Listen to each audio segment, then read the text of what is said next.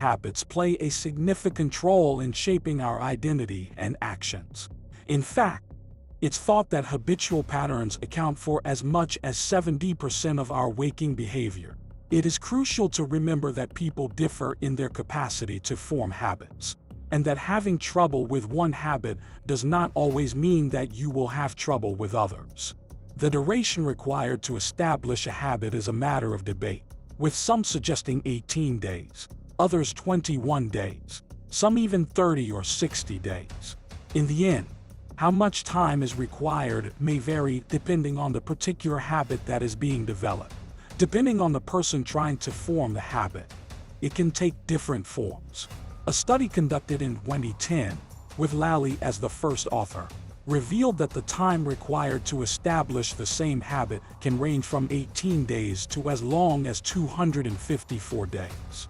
Therefore, my intention is to utilize scientific literature on the functioning of the nervous system in order to apply neuroplasticity to habit formation, habit maintenance, and possibly habit breaking. The user is interested in learning about it and actively engaging in it.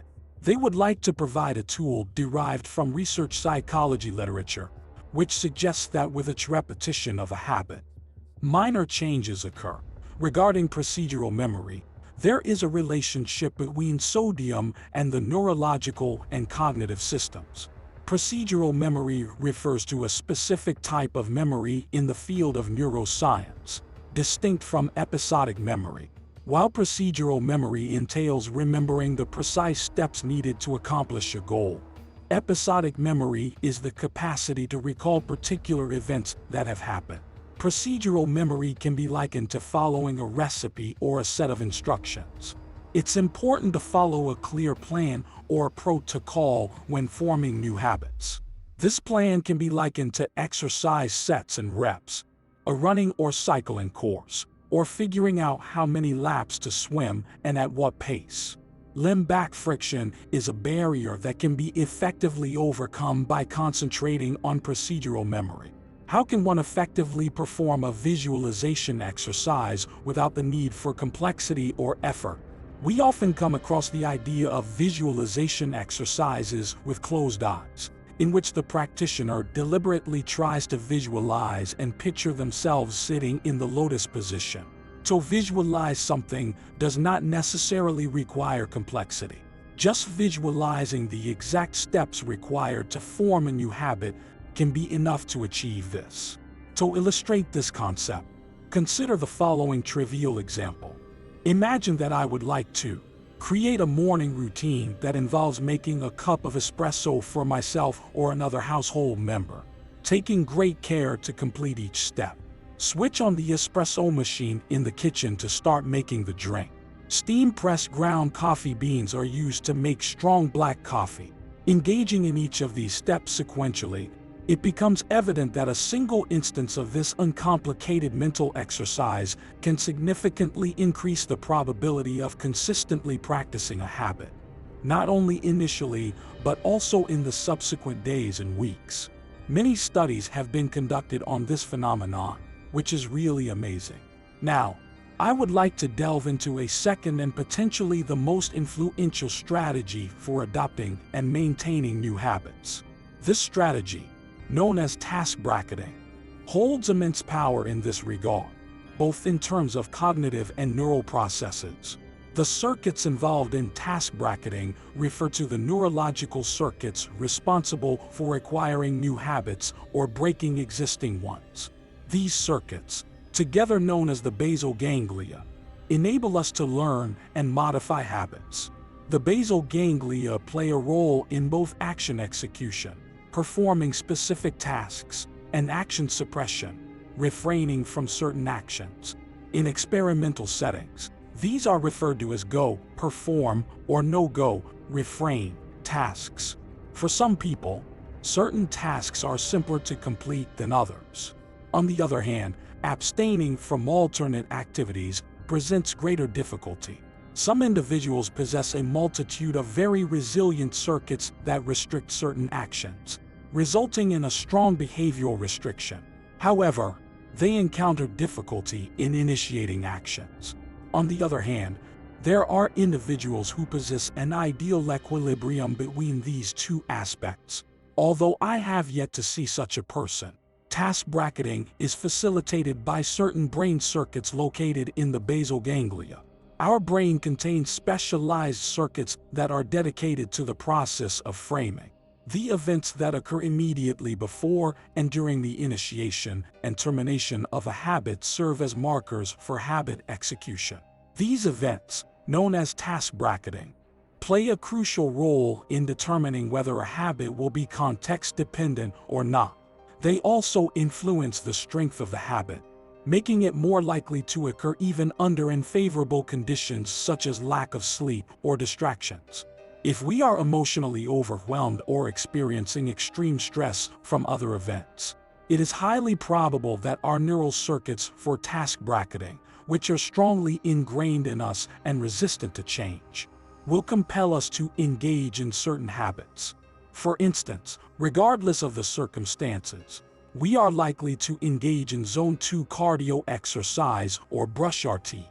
The simple act of brushing our teeth is a good example because most people will still do it even after a restless night or during difficult circumstances.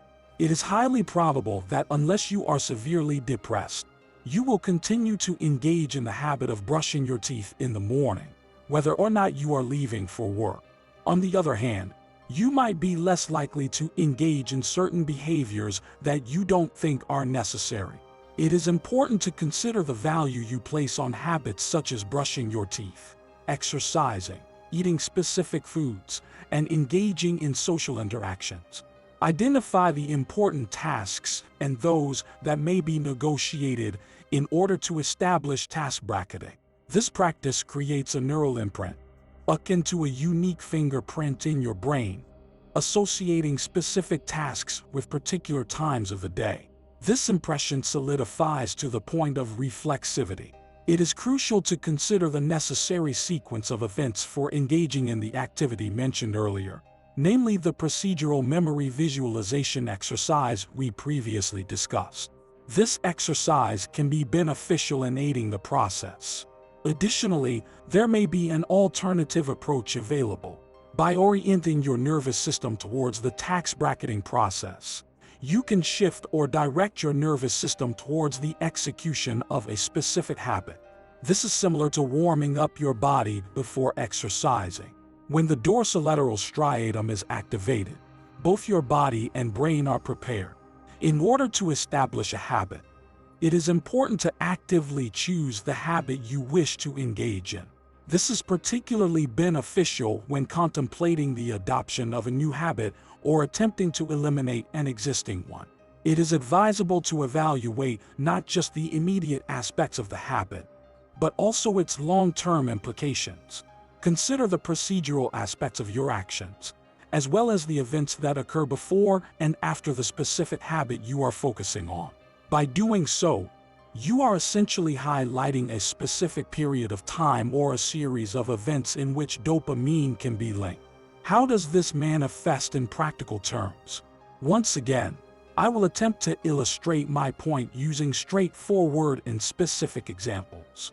However, it is important to note that this concept may be applied to other situations. For instance, let's consider a hypothetical scenario where I am an individual who struggles with a particular task. To ensure that I engage in 30 to 60 minutes of cardiovascular exercise in the mid-morning, I should mentally prepare myself for the start and end of the session. This involves embracing the effort required and actively participating in the Zone 2 cardio session. Additionally, I should consider both the positive feelings I will experience afterwards and the initial difficulty I may encounter. I am attempting to subjectively acknowledge and appreciate my overall experience. In other words, I will begin the practice of rewarding myself for completing tasks. In addition to praising the actual habit itself, I will also go into the exact method of breaking habits. Document the chronological progression of events that preceded the execution of the detrimental habit, with the intention of exploiting the activation of the neurons involved.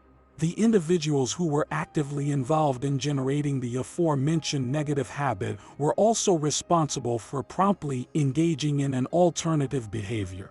This observation is intriguing and holds significant potential, as one might assume that the replacement behavior must completely substitute the negative habit. Focus on the immediate aftermath of the poor habit rather than the mental state or series of circumstances leading up to it. Execution presents a distinct chance to incorporate a diverse range of adaptive behaviors, which encompasses any behavior that is not currently present. Let's illustrate the issue by providing an example of improper conduct. Suppose you find yourself in a situation where you are attempting to concentrate on a task, but you become distracted by picking up your phone. You feel disappointed in yourself for succumbing to this distraction, while you could simply put the phone down and refocus on your work. If you were skilled at doing so, you likely would not have been distracted in the first place. Therefore, a highly effective approach is to instead engage in another beneficial habit. This strategy yields two significant outcomes. The initial step involves establishing a temporal connection between the execution of an undesirable action and a desirable one. This process entails activating additional brain circuits. Neurons have the ability to partially disrupt the pattern of firing linked to the undesirable behavior. In other words, they initiate the formation of a dual habit, beginning with the negative habit and concluding with a positive one. This generates a significant temporal discrepancy, which appears to be sufficient to, subsequently, developing the ability to identify when you are approaching the negative pattern becomes increasingly evident to you. To clarify, let's use the specific behavior of instinctively reaching for your phone. Upon realizing that you have engaged in this action once more, you may think to yourself, "Oh dear, I have done it again." Here is the course of action you would take. First, you should cease the current activity and proceed to participate in another beneficial behavior that you have personally identified as positive. Since this determination is highly subjective, it is challenging for me to provide an example that will universally resonate. However, for instance, if you are currently focusing on maintaining proper hydration, you may choose to consume a glass of water. Alternatively, you could engage in breath work as part of your efforts. Perhaps you are attempting to improve your oral communication abilities. In order to achieve this, you dedicate 5 minutes to a specific form of language acquisition. Subsequently, you promptly interrupt your current activity and engage in this new constructive practice, even if only for a brief duration.